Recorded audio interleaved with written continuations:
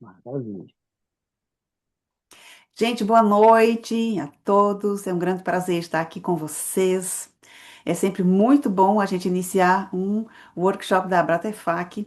Eu sou a Claudilene Kerber e hoje eu estou responsável pelas boas-vindas de vocês. E eu sempre fico muito feliz quando eu posso fazer isso, estar abrindo o workshop, dando boas-vindas.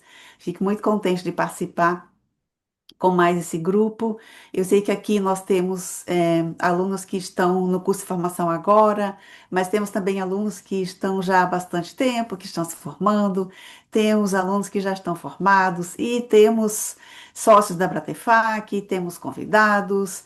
Então, assim, nós temos 20 e poucas pessoas, mas a turma é bem heterogênea e isso é muito bom. Então, professor Joel, muito obrigada por aceitar novamente o convite da Brotefac para trazer mais um assunto especial para nós, não é? E esse assunto de hoje, assim, Uhum. ó, é show de bola, muito bom mesmo. Que bom que nós estamos aqui e vamos poder aproveitar. Professor Joel, antes de passar a palavra, eu quero fazer a nossa propaganda. Pode ser? Ah, pode ser. Em nome da Propaganda da Abratefac. Abratefac. Eu não sei se todos conhecem a associação. A Abratefac é a Associação Brasileira dos Terapeutas Familiares Cristãos. Nós somos uma associação, eu diria que bebezinha, porque nós temos menos que 10 anos, né, professor Joel? Tem Uns 9 sete para para 10 anos é pouca coisa, 8 né? por aí.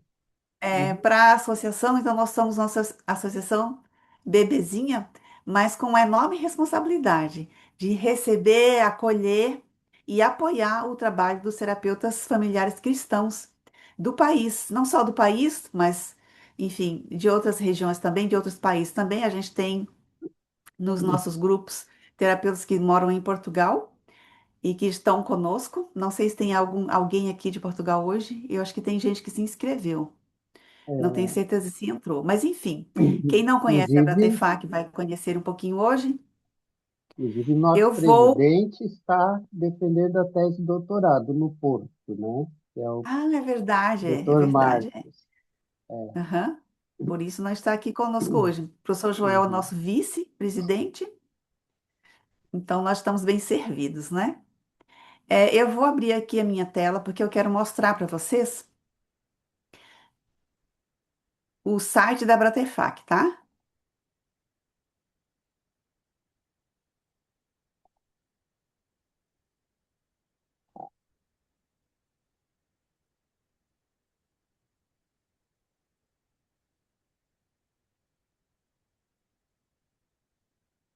Já aparece minha tela para vocês? Acho que sim, não é? Sim, está aparecendo a tela da Ok. Então, Abratefac. esse aqui é o site da associação, tá? Eu só vou mostrar um pouco para vocês, depois a gente deixa o link para vocês conferirem, aí vocês vêm aqui e vocês vão dar uma olhadinha, ver como é que está o nosso site, tá? E quero mostrar para vocês que dentro do nosso site agora a gente tem a possibilidade de ter uma página para os terapeutas, tá? Deixa eu abrir aqui a página do. Essa página aqui é do Dr. Joel e está dentro da Abratefac. Então, qual é a utilidade disso aqui? Primeiro, mostrar o nosso trabalho, né?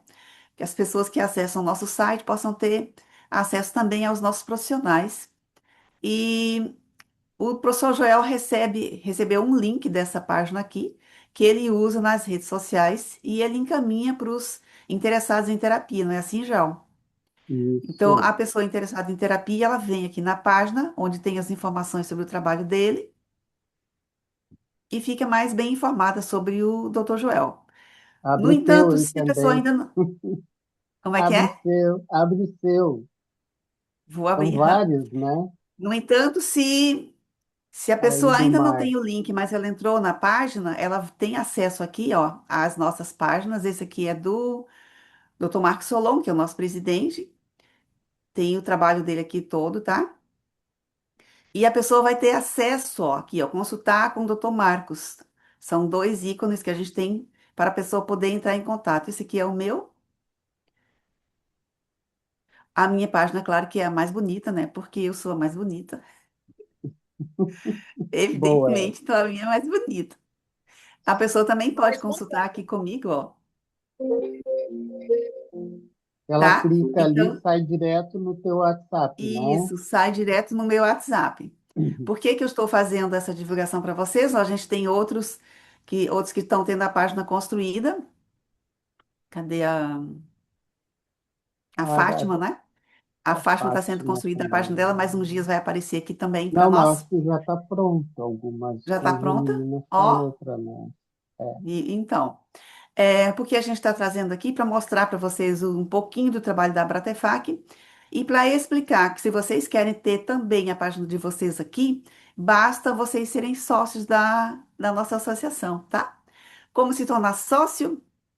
Você faz uma inscrição, depois eu posso deixar o link aqui dentro do grupo que a gente abriu para esse workshop, tá?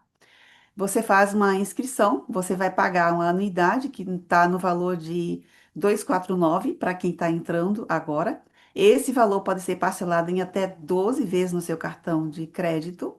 É anuidade, então você faz um pagamento só ao ano.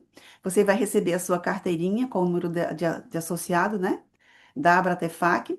Você vai receber também vários bônus, alguns e-books, inclusive, direto no seu e-mail. E vai ter essa possibilidade de ter a sua página aqui dentro do nosso site. Ok?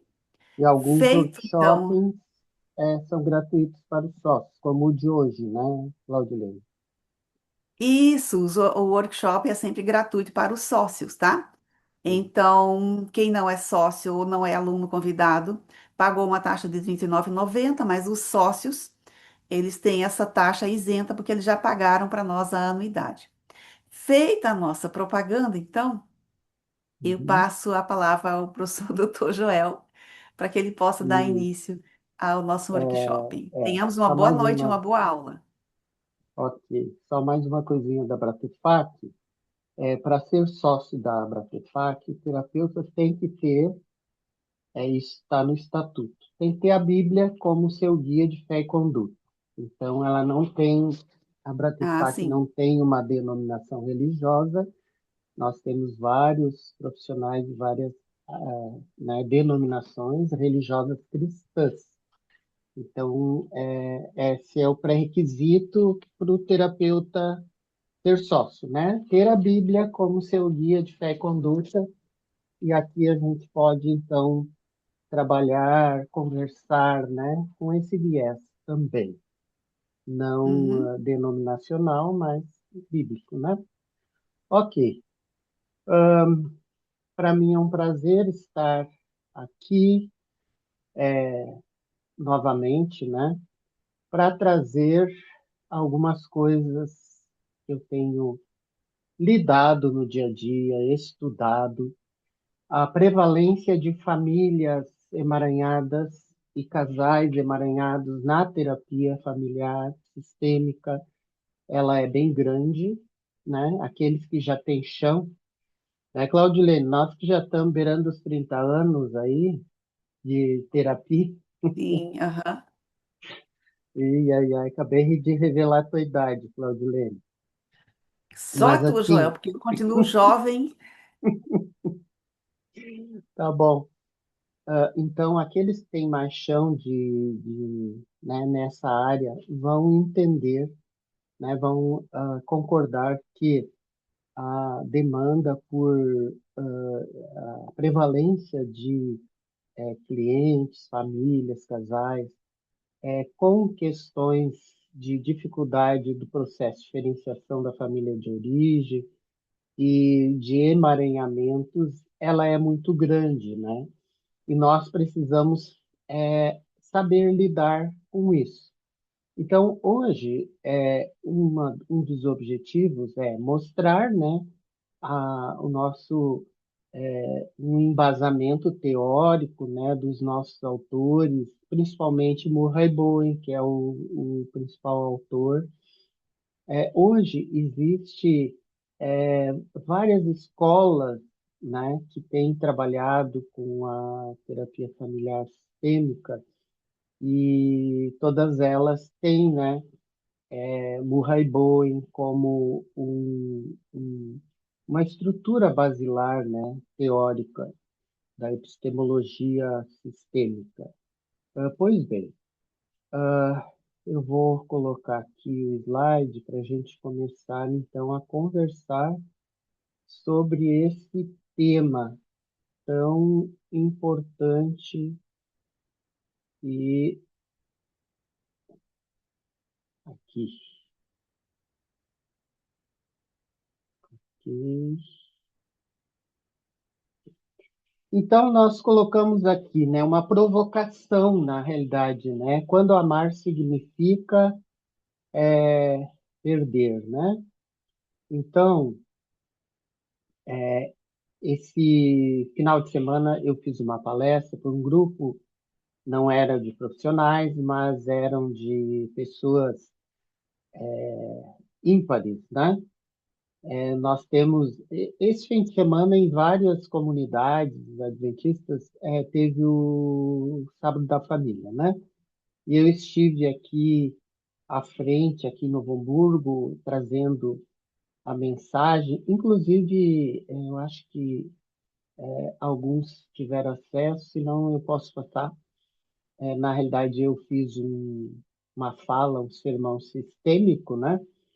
Sobre a família de Abraão, Isaac, Jacó, e esse ano passado eu já falei sobre a família de Isaac e Rebeca, as questões sistêmicas dessa família, e esse ano eu me detive numa geração à frente, que foi a vida de José, né? E ali a gente pôde refletir sobre as repetições familiares nos casamentos parentais, na parentalidade, né, dessas famílias, a maneira como eles conduziram a educação dos filhos, né, e as preferências e tudo que causou, né. Então a gente fez uma análise. E à tarde, esse ano a gente fez algo diferente na nossa comunidade. A gente fez um seminário para as famílias ímpares, né? As famílias ímpares são aquelas famílias monoparentais, ou seja, aquelas famílias que é uma mãe que mora com os filhos, é um pai, ou até mesmo uma avó que cuida dos netos, e então são famílias diferentes, né? E sempre falo que na Bíblia tem todos os tipos de família, né? E é interessante que ali traz os dilemas, os paradoxos das famílias, né? E a gente pode, então, à luz da nossa epistemologia sistêmica, avaliar também essas famílias, né? E aí, quando amar significa se perder, o desafio da diferenciação nas famílias e nos casais. A pessoa muitas vezes abandona desejos, valores, projetos, né? Para preservar um vínculo, né? O amor torna-se sobrevivência emocional e não escolha consciente. E aqui essa foto, ela demonstra bem essa coisa de emaranhamento, né?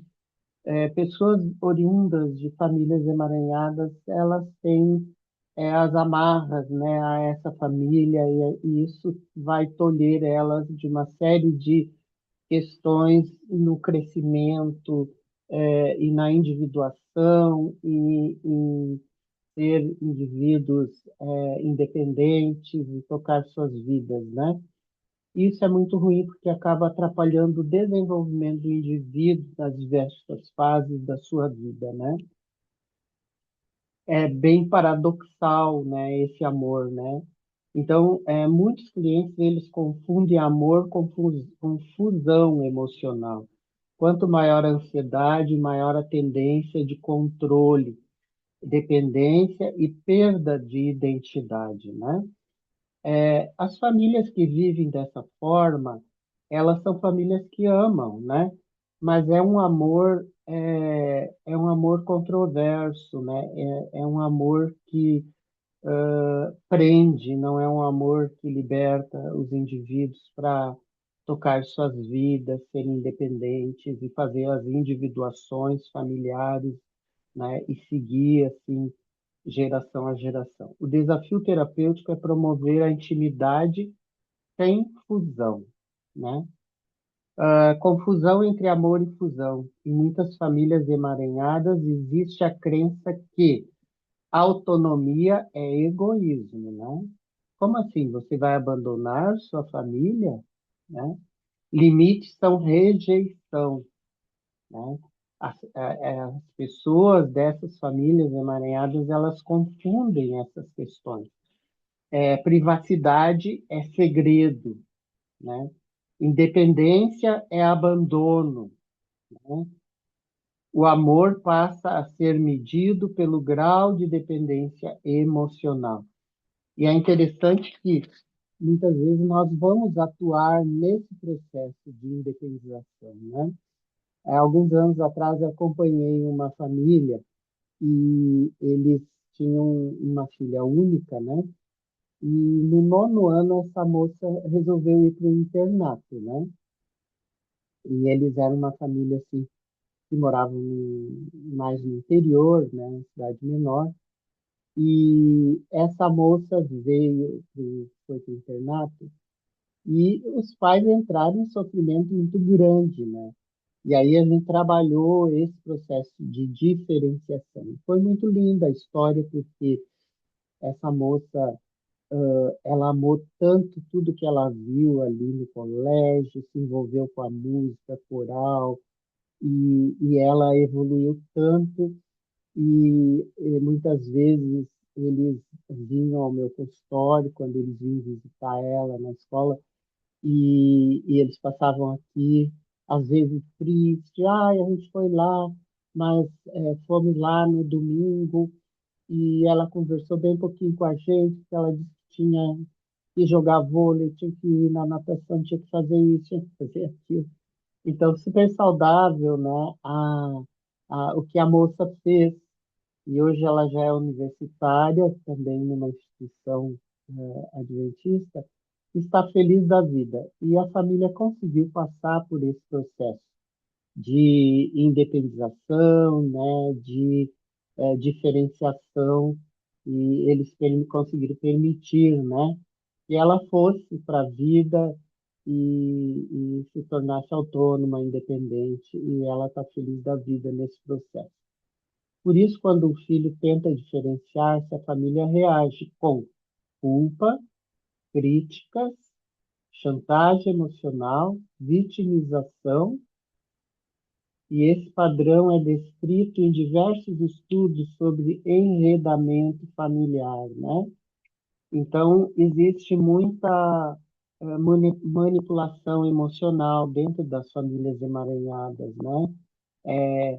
A independização, a culpa, você está abandonando a família, você está indo embora, está deixando o pai e a mãe, né? Muitas críticas, chantagem emocional, vitimizações, né? Às vezes ocorre até adoecimento daqueles que ficam, né?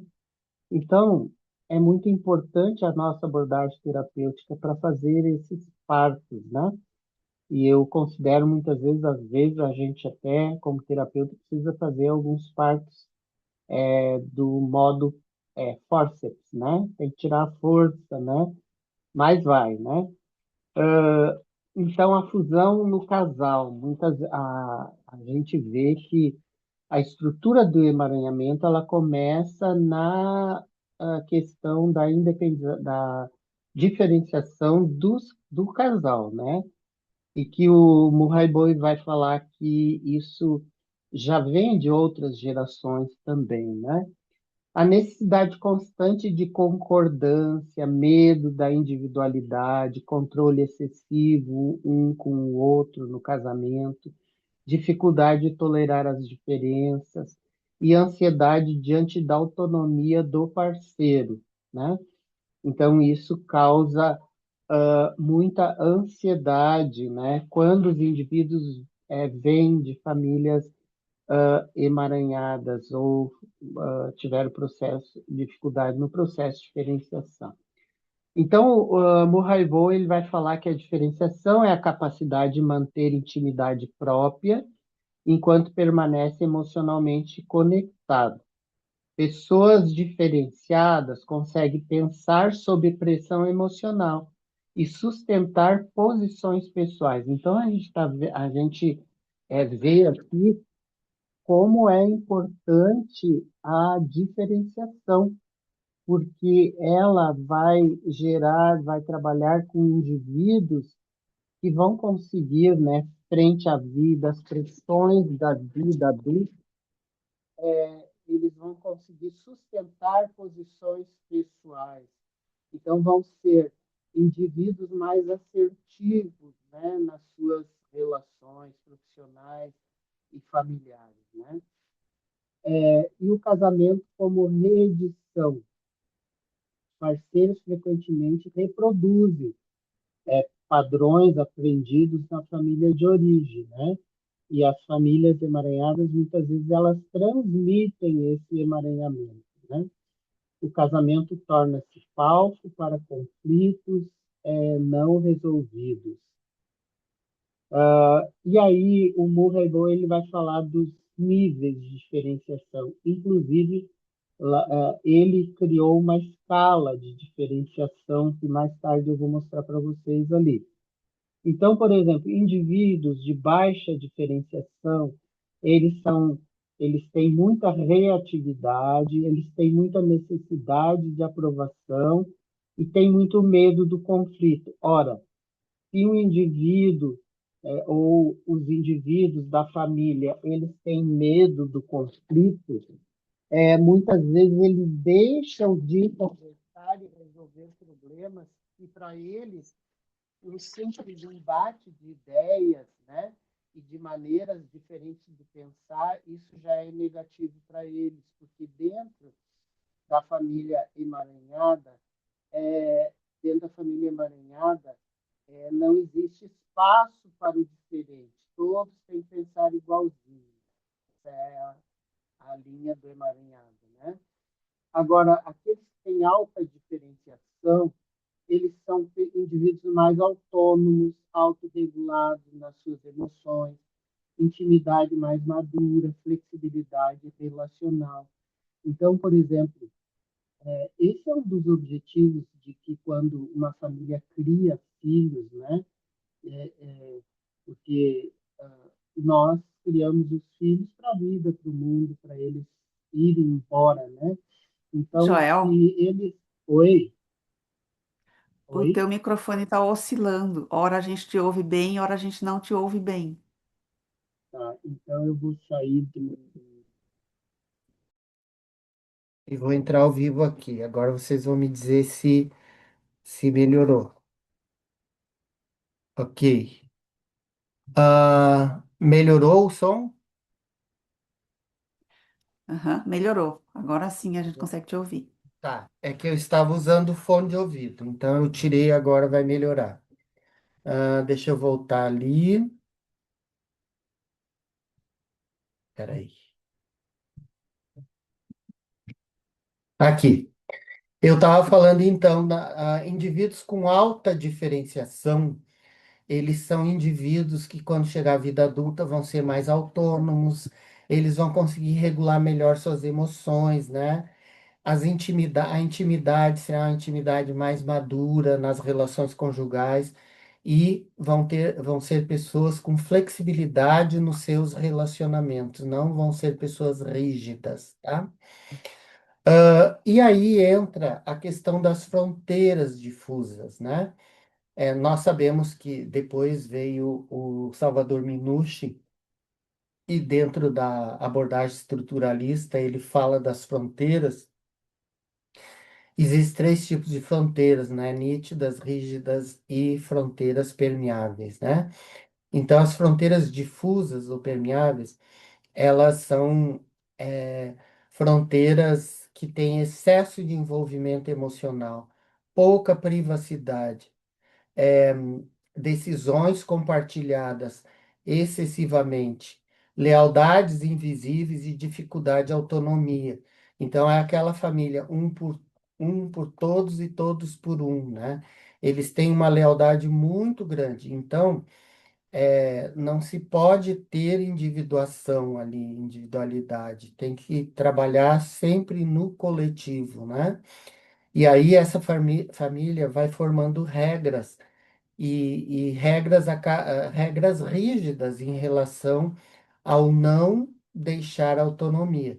E quando nós avaliamos essas famílias, a gente vê que, então, lá na casa, muitas vezes as portas não são fechadas, e a gente sabe que, por exemplo, um casal, salvo-se exceções, é lógico, né? Quando você tem, às vezes, filhos pequenos, no sentido de que precisa de, né, estar um pouquinho mais próximo, mas a questão da porta do quarto dos pais, né, é importante o casal manter essa porta fechada, é importante ensinar as crianças a bater na porta, né, do quarto dos pais, e tudo isso vai delimitar fronteiras claras, né? E quando isso não acontece, que é tudo porta aberta, que, né, tudo no coletivo, e inclusive dormem-se muitas vezes juntos na mesma cama, as crianças com os pais, tudo isso vai dificultando essa diferenciação familiar, né? E essa semana a gente estudou um caso aqui no Instituto. Eu atendo uma parte da família e tem uma colega, uma psicóloga que trabalha com a mãe, né, dessa família, e eu trabalho com o pai, e a gente trabalha eles enquanto família também. E esse casal, eles têm algumas dificuldades, e eles colocam os filhos para dormirem juntos, né? E o filho mais velho, né, que hoje tem, já é um adolescente, ele dorme no meio do pai e da mãe. E ele está numa postura, numa posição desviante, porque ele está ali de elemento estabilizador do casamento dos pais, que tem um casamento muito conflituoso, né? Então, ali começa esse emaranhamento, né? Como que esse menino vai poder ir embora se ele tem essa função tão grande, essa tarefa tão grande de estabilizar o casamento dos pais, né? Então, as famílias emaranhadas ou aglutinadas, elas apresentam limites de papéis difusos, onde o limite entre o eu e o outro se perde, né? As emoções são intensificadas e os membros são superprotetores e hiperconectados um no outro, o que muitas vezes sufoca a individualidade e dificulta o crescimento pessoal e a independência. São famílias que muitas vezes, a começar pelo pai e a mãe, eles passam o dia inteiro se conversando, mandando mensagem, o que estão fazendo, o que não estão fazendo, excessivamente, né? E isso é um padrão de famílias aglutinadas, né? O que leva uma família a se tornar emaranhada, né? Quando os pais têm dificuldade de separar emoções e pensamentos, né? Ah, os que foram alunos e já passaram pela primeira disciplina da nossa pós-graduação, sabe que lá na teoria do Murray Bowen, ele fala, né, que a necessidade que nós temos duas estruturas, a estrutura emocional e eh, a estrutura racional, a razão e a emoção, ou seja, o pensamento e a emoção, né? E nas famílias emaranhadas é comum a emoção, eles tomarem decisões pela emoção. Então, a emoção vai na frente da razão.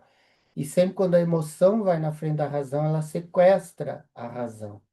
Então, nós não estamos aqui desqualificando as emoções são muito importantes, a gente dialogar com as nossas emoções, porém, dentro das decisões da vida, nós precisamos dialogar razão, pensamento, emoção e o pensamento, né?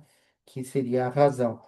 E quem bate o martelo tem que ser um pensamento mais organizado e é a razão, né? Tolerar discordâncias, né? Regular a ansiedade, né? Então, os pais têm dificuldade de separar emoção e pensamento, tem dificuldade de tolerar as discordâncias, qualquer discordância já é tido como negativo, né? E tem dificuldade de regular a ansiedade. Então, as famílias emaranhadas, o nível de ansiedade é um nível muito alto, né? Também eles têm dificuldade de sustentar opiniões próprias diante da pressão relacional.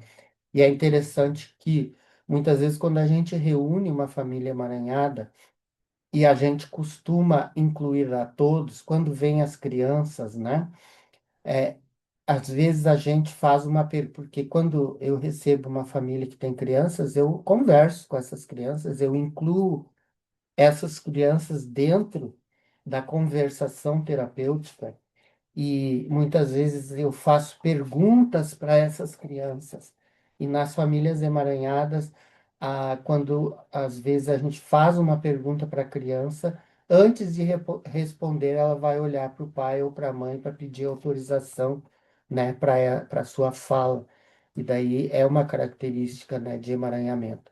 Eles tendem a buscar fusão emocional com os filhos e também o cônjuge, né? Nessas famílias, a mensagem implícita costuma ser: se você pensa diferente de mim, você está me rejeitando ou está me traindo, né? Então, esse é o pensamento dentro dessas famílias emaranhadas.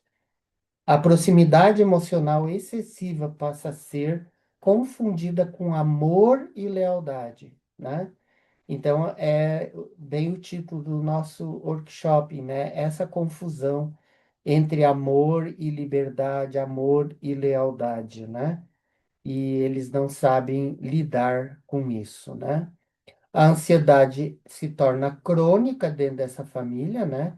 Então, o Bowen ele já acreditava que toda família vive níveis de ansiedade. Porém, quando essa ansiedade é elevada, né, e persistente, doenças, perdas, crises financeiras, conflitos conjugais, insegurança emocional, que muitas vezes acontece, a família tende a aumentar sua fusão emocional para tentar se proteger. Então, na família emaranhada, sempre quando vem um problema, eles se grudam, né?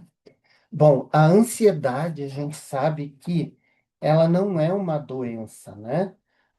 Na minha dissertação de mestrado, que eu fiz lá na Espanha, eu estudei sobre dor crônica e também a ansiedade. Eu fiz um cruzamento na minha pesquisa lá na Universidade de Córdoba, na Espanha.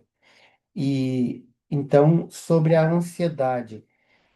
A ansiedade todos nós temos, né?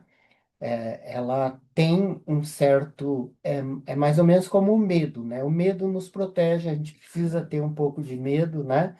Só que não podemos ter medo excessivo, que ele pode nos paralisar, nos congelar, e a ansiedade é a mesma coisa, né? Um indivíduo que não tem nada de ansiedade, muitas vezes é um indivíduo que ele é pacato, parado, não, né? Muitas vezes até não progride na vida, né?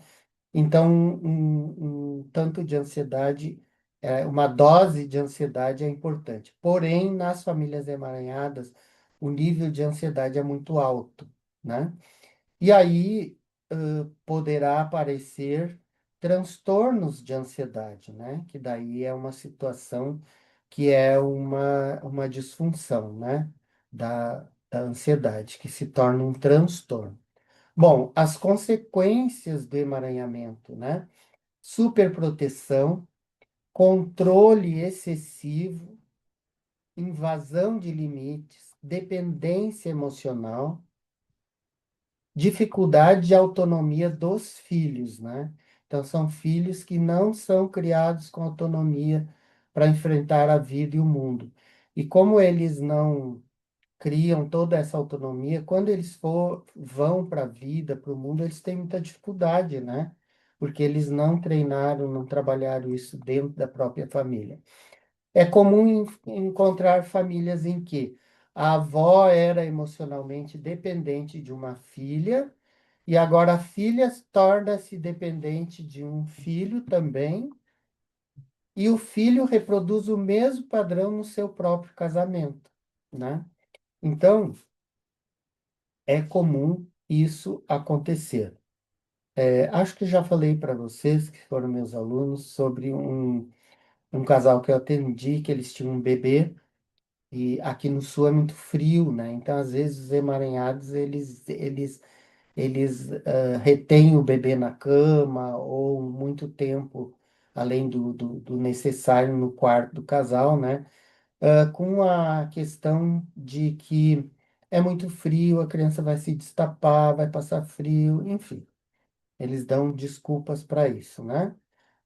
Eu acabo muitas vezes receitando aquele saco de dormir, né? Bota a criança dentro de um saco, ela não vai sair lá de dentro, e não vai passar frio. Mas eu acompanhei então um casal com muitos problemas no relacionamento e descobri então que o bebê dormia bem no meio deles, né?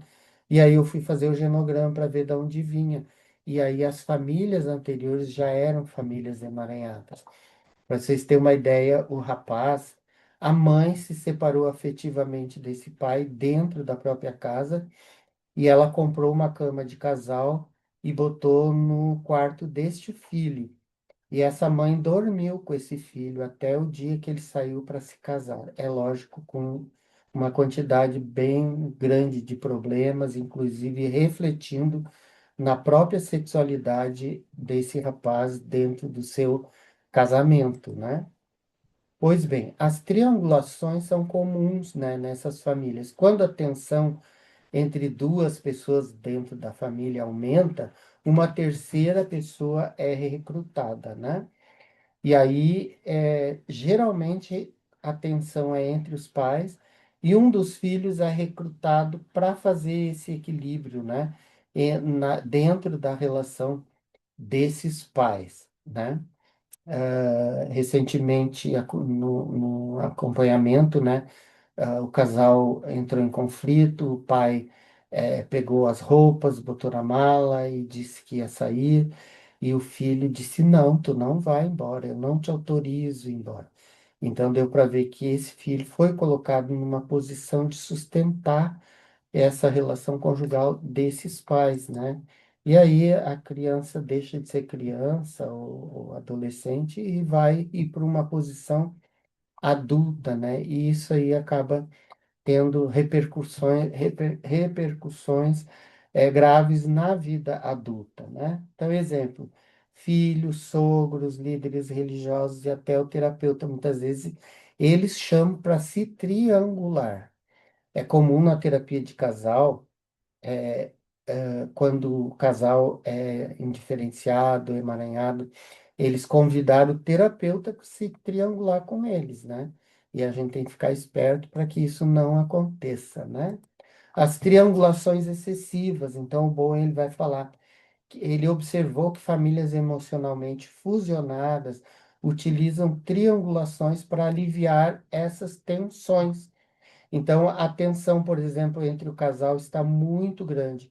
Então, é chamado um filho, né, para aliviar essa tensão. Exemplo: mãe e filho contra o pai, pai e filha contra a mãe, avó envolvida nos conflitos conjugais, né? A triangulação reduz a ansiedade, momentaneamente, mas impede que os membros desenvolvam autonomia emocional. Então, ela é uma água que se joga na fogueira, mas que não vai resolver o problema, né? Então, e isso sendo, veja bem, nos conflitos normais, muitas vezes acontece triangulações. Porém, essas triangulações, elas se tornam problemáticas quando isso se cronifica, né? Muitas vezes é comum o casal entrar em conflito e um filho defender a mãe ou defender o pai. Isso dentro do dia a dia pode até acontecer, né? O que não pode é se cronificar. Se isso se cronifica, esse filho vai ficar numa posição ali de regulador emocional do casamento dos pais, né? E daí, por que que as famílias ficam emaranhadas, né? E daí, alguns autores, como a Mônica McGoldrick, né? O Ivan Bozameni Nug, que é um dos autores também lá da Raiz Sistêmica, eles enfatizaram que lutos não elaborados muitas vezes pode colaborar para a família se aglutinar, né? Algum tipo de abandono colabora. Por exemplo, às vezes eu já acompanhei um pai que veio de uma família, né?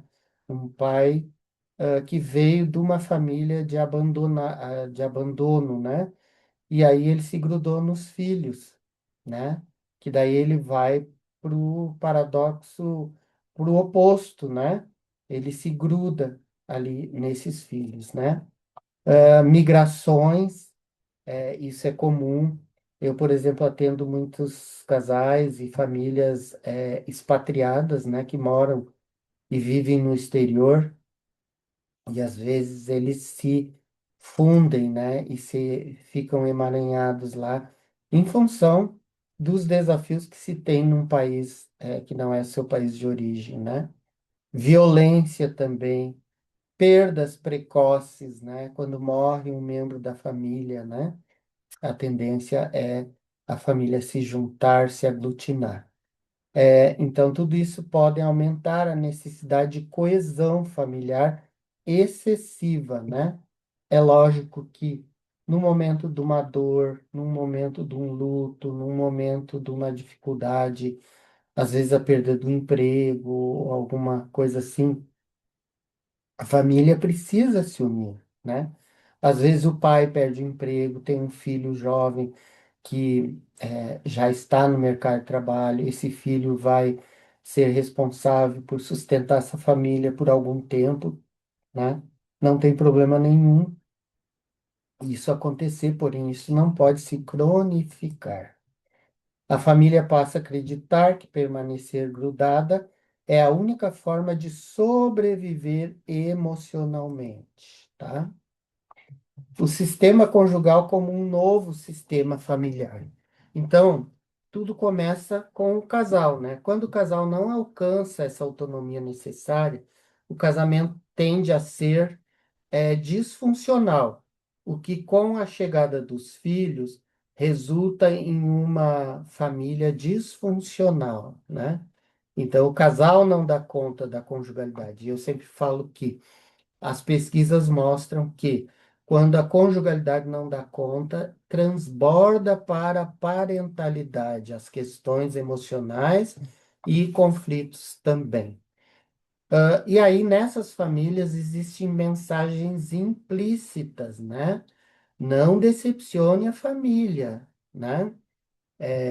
Somos todos iguais. Não pode discordar, porque discordar é rejeitar. Sua felicidade depende de nós, não esqueça disso, né? Então, essas crenças sustentam a fusão emocional dos indivíduos, né? E as consequências disso para os filhos, né? A baixa autoestima, a culpa ao colocar limites, dependência emocional, dificuldade de decisão, né? Busca constante de validação e medo da desaprovação. Então, muitas vezes acontece essa, por exemplo, um indivíduo que vem de uma família com dificuldade na diferenciação, e ele tem uma baixa autonomia, né? Vamos dizer que é um homem, né? Que saiu de uma família. Então, muitas vezes, ele vai em busca de se casar com uma mulher bem decidida, poderosa, controladora. E aí, como ele tem uma autonomia muito baixa, ele vai se emaranhar nesse casamento, né? E aí pode também existir eles formarem um casamento de codependência, né? Emocional um do outro. E aí, quando vem os filhos, isso se repete, né? Impacto na vida adulta, né? Relacionamentos dependentes, ciúmes, medo excessivo de abandono, dificuldade de dizer não, problemas de identidade e necessidade excessiva de pertencimento. Todos nós temos necessidade de pertencimento, mas essa necessidade excessiva de pertencimento, ela é, vai ir na linha do emaranhamento, né? Ansiedade crônica, né? Então, a ansiedade é o combustível da fusão, segundo o Murray Bowen. Ele era um neurologista, né? Um psiquiatra, e ele estudava bastante a questão da ansiedade. E ele via quanto maior o nível de ansiedade, mais havia fusão, maior era a fusão das famílias, né? Quanto mais ansiedade sistêmica, maior a tendência de controle, resgate, superproteção e também as triangulações, né? Diferenciação e distanciamento versus distanciamento, né? Diferenciar-se não é afastar-se, não é abandonar-se, né? Nessas famílias emaranhadas, o diferenciar-se é rotulado como abandono, né? Porque eles são excessivamente aglutinados. Diferenciar-se é permanecer conectado sem perder a identidade, né?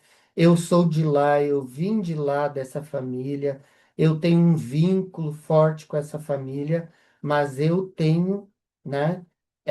Eu tenho minha autonomia, né? Então eu posso ter o sentimento de pertença, né? Conectado com essa família, mas sem perder a minha identidade, né? A meta clínica, né? Não é a ruptura, mas é a maturidade emocional, né? Então, é interessante que à medida que a gente vai trabalhando nas famílias que persistem, né? Tem algumas famílias que são avessas. Quando a gente começa a trabalhar, elas, muitas vezes, aquele indivíduo que comanda a família, ele tira toda a família da terapia, né? Por isso que uma das técnicas da terapia familiar é o terapeuta se fazer, entre aspas, como se tivesse aliado ao que tem o poder, né? Então a gente precisa ter muito jogo de cintura para não bater de frente com aquele que tem o poder sobre a família, porque se a gente bate de frente, ele retira todo mundo da terapia, tá? E isso é comum acontecer. Então a gente tem que ser camaleão, parecer que está, né? Claro, ter uma escutativa, respeitosa com essa pessoa, e aí o manejo é um manejo mais técnico, com mais cuidado, né?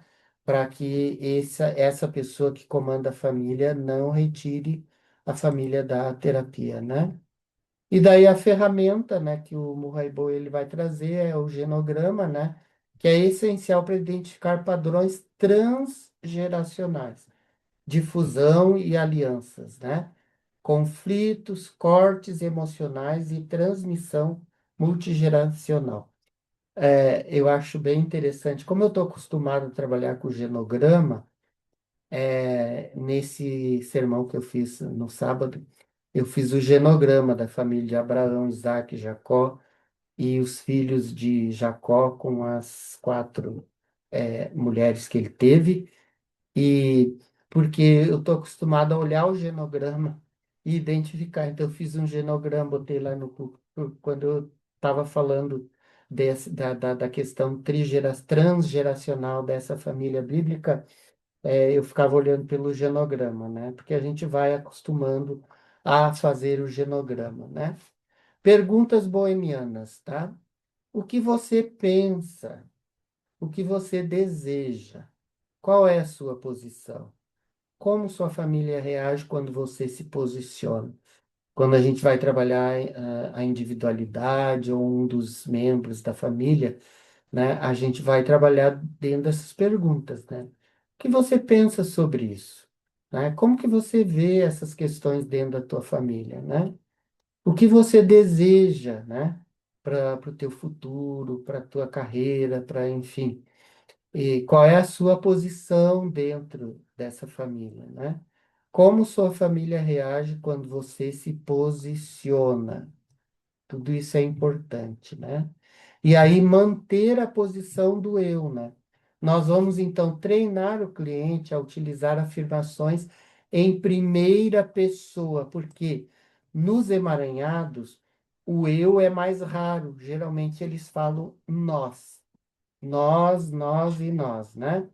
Então a gente vai, quando nós formos trabalhar com um indivíduo emaranhado, a gente vai trabalhar, né, para que ele use mais a primeira pessoa, né?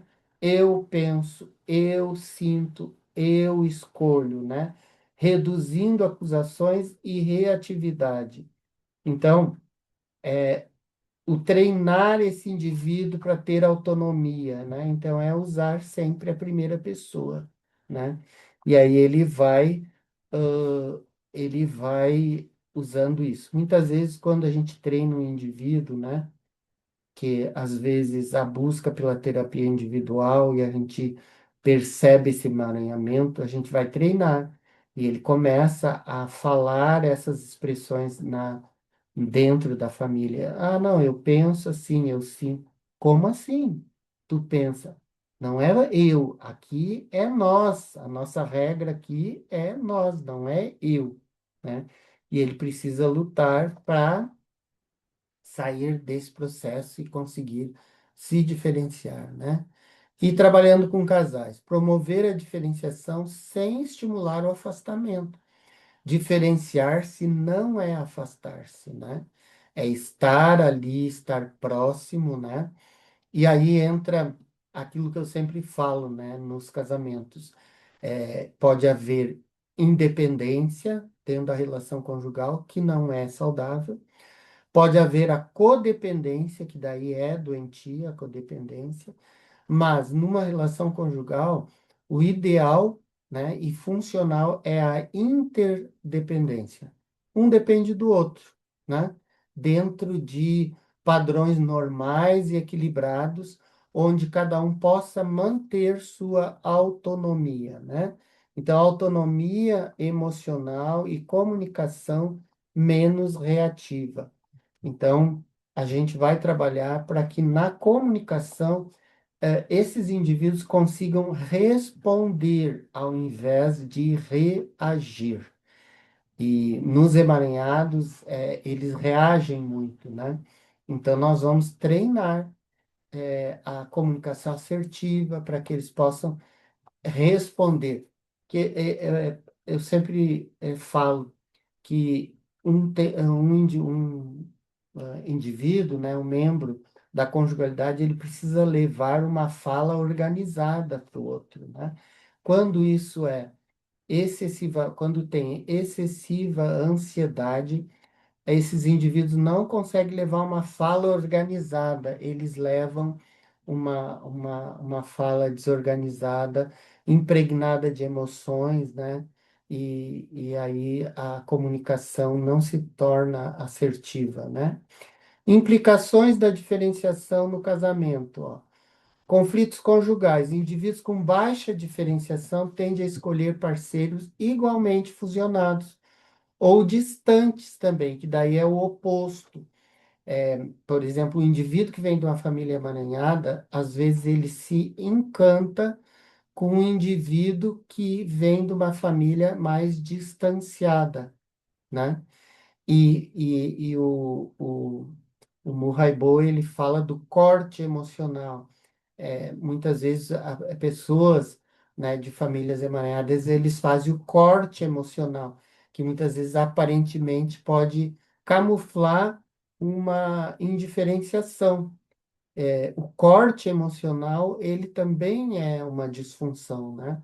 Porque o indivíduo tem que se distanciar da sua família, mas de uma maneira saudável, né?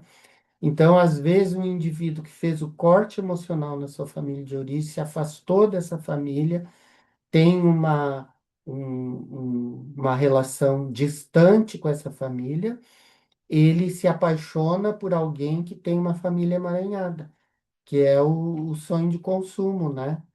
Muitas vezes desses que são muito distanciados, até às vezes até com questões de abandono, eles veem aquilo ali e eles entram de cabeça na família emaranhada, muitas vezes até intitulando a sogra de mãe, o sogro de pai.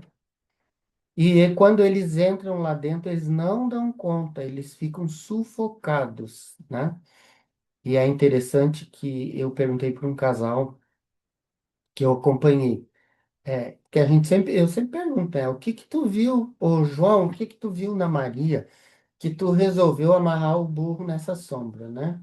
Ou resolveu se casar e viver juntos, né, com essa pessoa.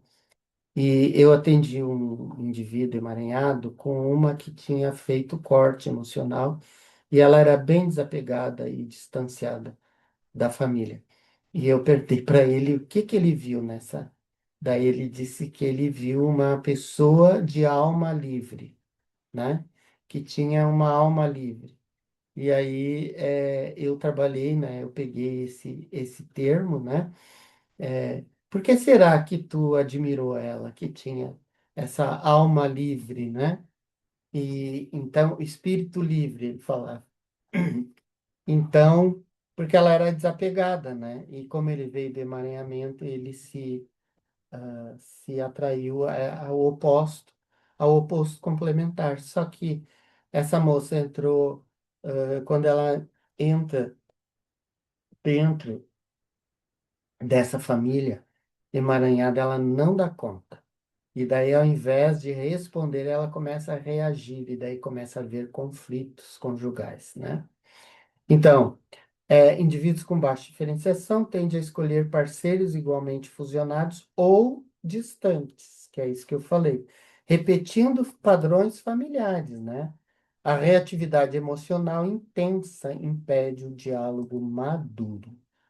Casais diferenciados. Quais são as vantagens, né, dos casais diferenciados?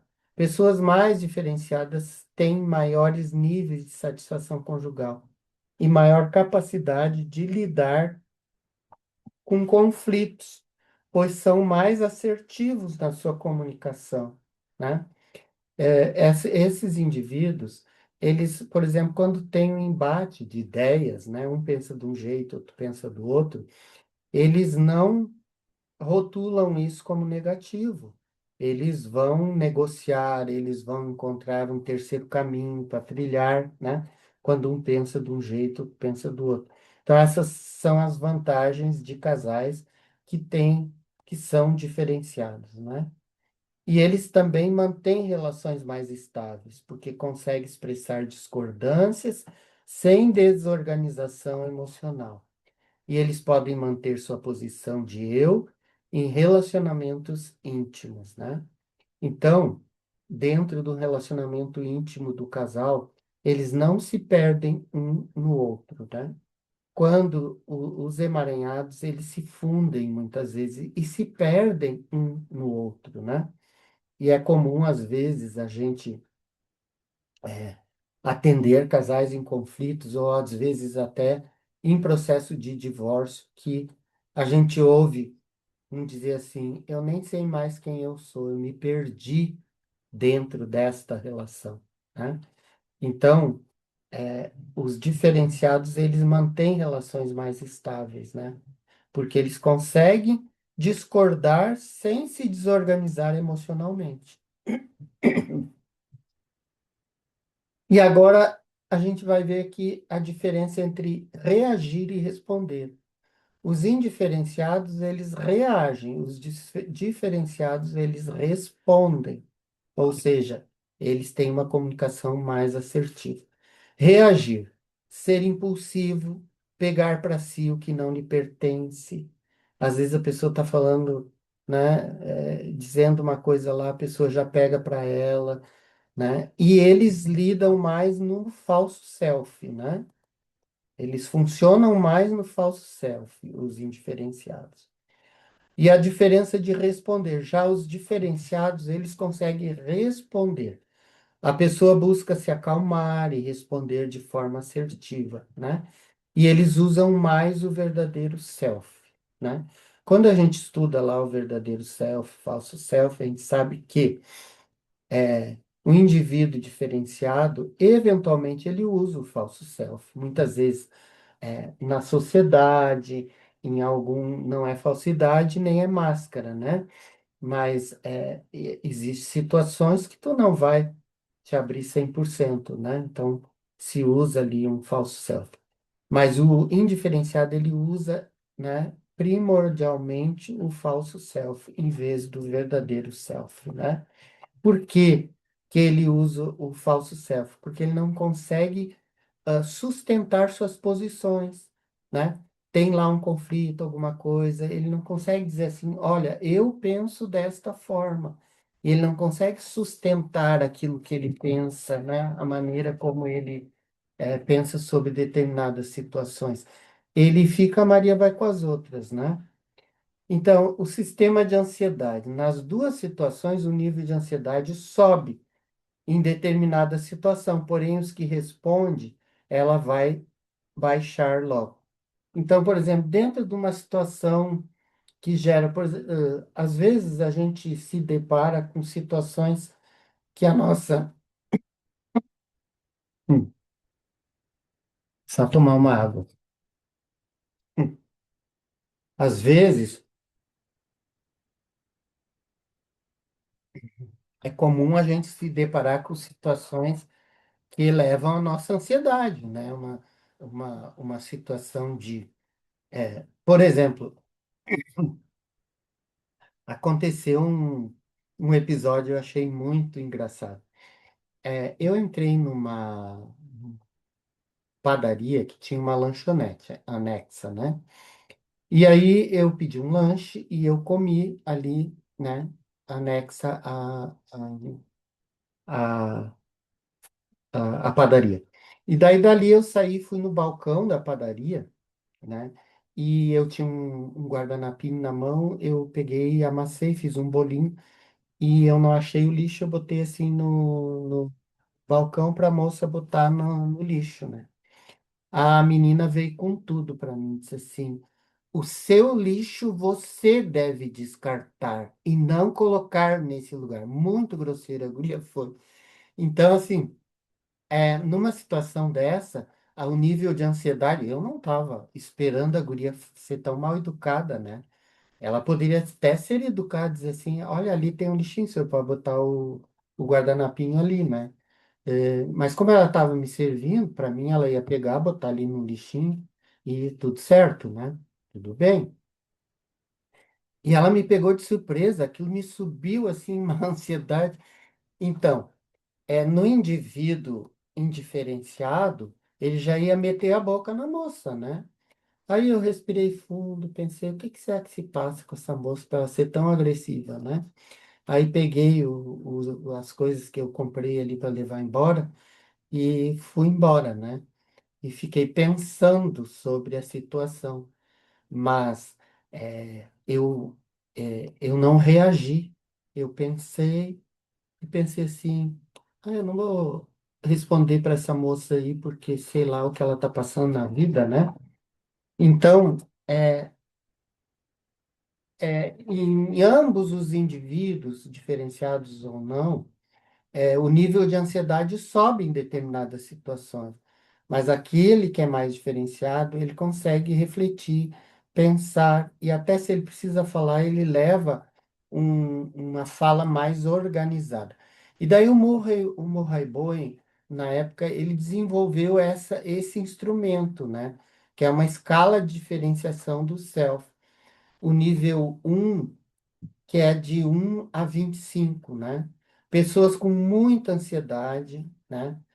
São pessoas extremamente reativas, né? Dependentes emocionalmente, emocionais, dominados, ah, intensa busca de amor e aprovação dos outros. A razão é sequestrada pela emoção e são pessoas mais próximas do zero. Ó, mais próximo do zero são as pessoas que têm diagnósticos psiquiátricos. Bom, de 25 a 50, né? Que é a maioria das pessoas, gira em torno de 25 a 50. Oscila entre pouco e muita ansiedade. Tira informações fora do contexto para buscar suas opiniões. Agem no pseudo-self, finge estar em harmonia com os próprios princípios. e o sistema emocional que comanda as reações e a tomada de decisão. Agora, no do nível 3, que é de 50 a 75%, já é uma camada menor da população. O sistema emocional dialoga com a razão quando há o aumento da ansiedade. Indivíduos que conseguem ser mais assertivos na comunicação e dizer o que pensam, tá? Então, são pessoas mais assertivas. Tomam decisões por si mesmo e não para agradar os outros. Usam mais o self sólido e vivem e crescem emocionalmente de forma mais satisfatória. E o nível 4, que aí só pessoas muito iluminadas chegam nesse nível. Isso aqui não sei se dá 1% da população, que atuam no verdadeiro self, e muito difícil haver alguém nesse quadrante, tá? Então, ali é uma meta que a gente tem. Este material aqui eu tenho em PDF, eu vou disponibilizar aí no grupo para vocês terem. É uma escalinha, né, para a gente entender a diferenciação. Ó, aqui tem comentários, né? Então, quando é de 0 a 25, muito baixa a diferenciação. Esta pessoa, ela é altamente reativa, né, emocionalmente falando. Ela depende da aprovação dos outros, tem dificuldade de pensar objetivamente sobre o estresse e tende à fusão emocional. De 25 a 50, na escala do Boeing, é baixa diferenciação. Ainda é bastante influenciada pelas emoções e opiniões alheias, e ela pode apresentar ansiedade relacional significativa e dificuldade para manter posições próprias, né? Ela tem dificuldade de manter suas posições. E agora, dos 50 aos 75, diferenciação moderada a boa. Esses indivíduos conseguem manter suas convicções, mesmo diante da pressão dos outros. Ele regula melhor suas emoções e estabelece limites mais saudáveis. E alta diferenciação, a pessoa possui um forte senso de identidade, equilíbrio entre razão e emoção, capacidade de intimidade, sem perder a sua autonomia e grande estabilidade emocional, né? Essa é a meta que a gente luta para ter, né? Mas não é tão fácil. Indicadores clínicos de baixa diferenciação, né? Necessidade excessiva de aprovação dos outros, medo intenso de rejeição ou abandono, reatividade emocional elevada, dificuldade em tomar decisões independentes, tendência à fusão emocional ou afastamento emocional, e conflitos frequentes nos seus relacionamentos, tá? Então, são indivíduos com baixa diferenciação. Agora, vamos ver indivíduos que têm a diferenciação mais alta. Eles mantêm suas crenças mesmo sob pressão. Eles toleram discordâncias sem romper relacionamentos. Consegue pensar com clareza em situações emocionalmente intensas. Eles assumem responsabilidade por seus sentimentos. E eles possuem limites saudáveis com a família de origem. E são pessoas equilibradas, têm equilibrada autonomia e senso de pertencimento. Então, lá na família de origem, o que nós precisamos ver? Explorar as lealdades invisíveis, o terapeuta precisa, né? Haver as expectativas familiares, mandatos transgeracionais e padrões repetitivos de funcionamento emocional. Indicadores clínicos: culpa intensa, incapacidade de discordar, dependência de aprovação, triangulações frequentes e dificuldade de estabelecer limites. intervenções práticas, né, para a gente trabalhar. Psicoeducação, genograma, observação de processos emocionais, treino de limites e autorregulação emocional. Por exemplo, nós podemos trabalhar um casal que a gente vê que tem filhos, né, emaranhados. A gente pode prescrever para eles saírem juntos, sozinhos, né, ir fazer alguma atividade só o casal, ir jantar fora ou, né, fazer um programa só o casal. A gente vê, por exemplo, a rede de apoio, se tem lá uma mãe, uma sogra, um tio, uma tia que muitas vezes pode ficar com as crianças. Então, a gente precisa estimular essas questões. Uma vez a gente convidou um casal para ir num encontro de casais, né, no final de semana. E eles disseram que eles não iam, porque eles nunca se afastaram do filho. Só que o menino já tinha 11 anos, né? Então, para ver o nível de emaranhamento desse menino, né? Então, e aí essa família, o que que aconteceu? Esse menino hoje ele é adulto, né? E ele saiu, foi para outro lugar estudar, fazer faculdade fora, e ele não conseguiu ficar lá, né? Ele teve que voltar para perto da família. Então a gente vê aí o resultado na vida do jovem adulto quando esta questão da diferenciação e o emaranhamento foi uma constante na vida desta família, né?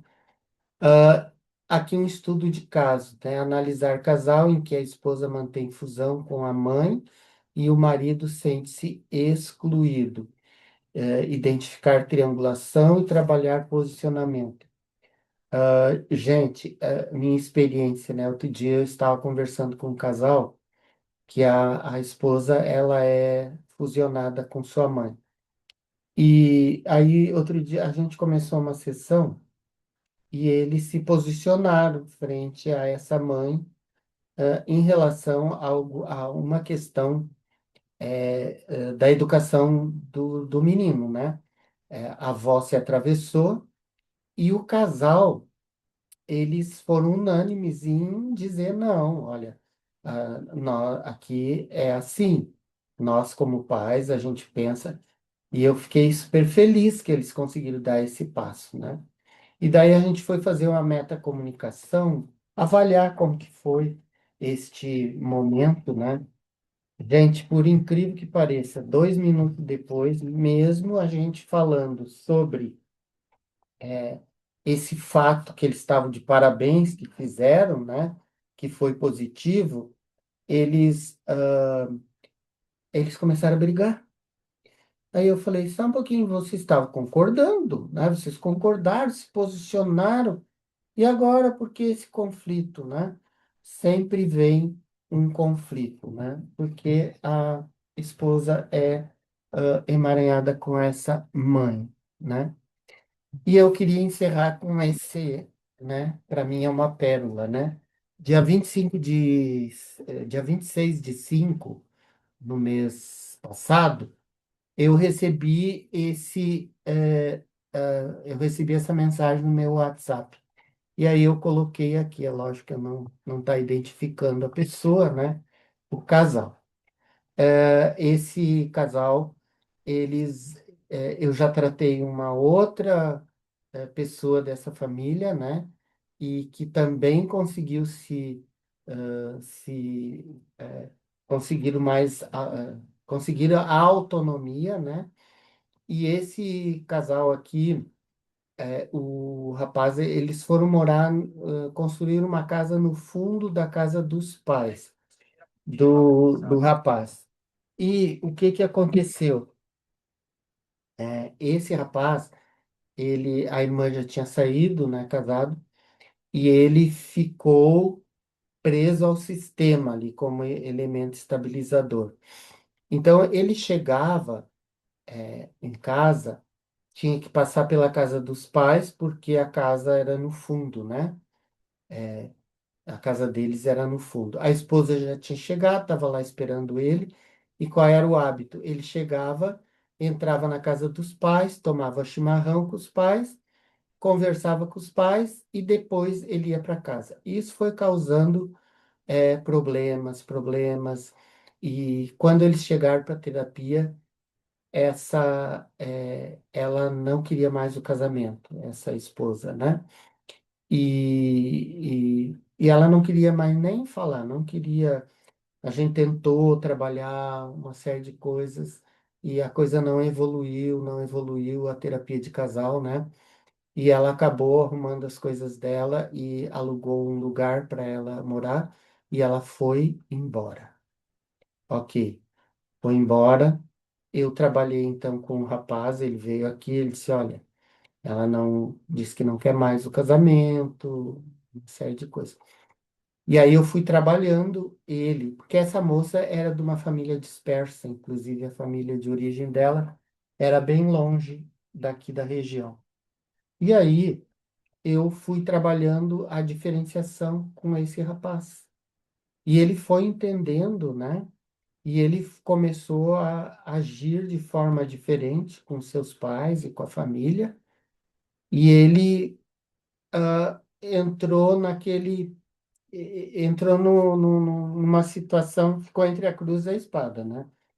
Ou ele saía dessa casa e ia em busca do casamento perdido, ou ele ficaria ali sozinho, porque a esposa não voltaria. Ela disse que ali ela não morava mais, não voltaria mais. E a gente foi trabalhando, né? Passou um tempo, essa esposa pensou mais, né? Porque eles se amavam, eles eram um casal cristão também, e eles tinham uma série de convergências, né? Mas isso causou um grande problema. Então, é aquilo que eu falei no começo, né? A moça veio de uma família dispersa, encontrou esse rapaz emaranhado e achou coisa mais linda essa família emaranhada, né? Daí ela entra para dentro dessa família emaranhada e não consegue, não dá conta de viver. E ela dizia: Eu estou sufocada dentro desta família, eu não aguento, eu vou me embora. E assim ela fez, né? E eu fui trabalhando com ele, e daí alguns meses depois ela aceitou conversar e os dois vieram para terapia e eles então alugaram uma casa num outro bairro da cidade e eles foram morar lá. E daí no dia 26/5 ele me mandou essa mensagem. Bom dia, doutor Joel. Sei que seu tempo é bastante limitado e talvez demore para ver essa mensagem. Mas após as terapias que fizemos, alinhamos e tudo mais, estamos vivendo um tempo novo por aqui. Estamos encaminhando a compra da nossa casa própria. E Deus tem cuidado de nós. Obrigado por ser essa ponte nos casamentos, inclusive no nosso.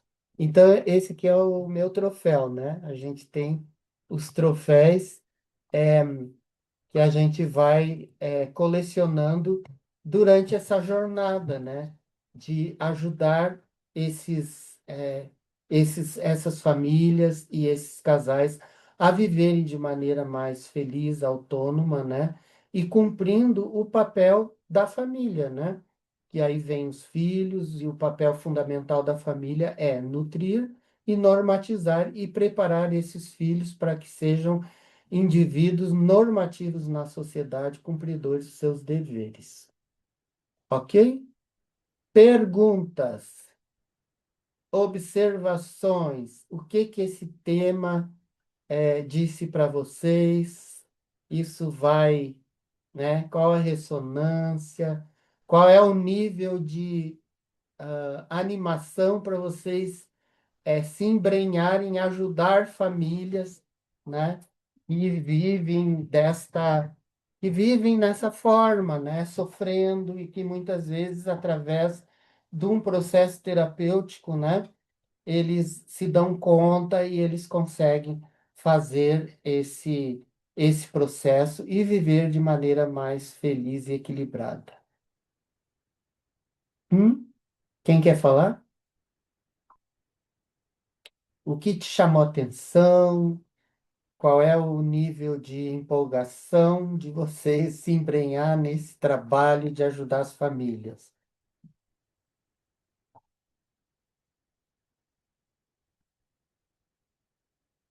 Tudo entendido?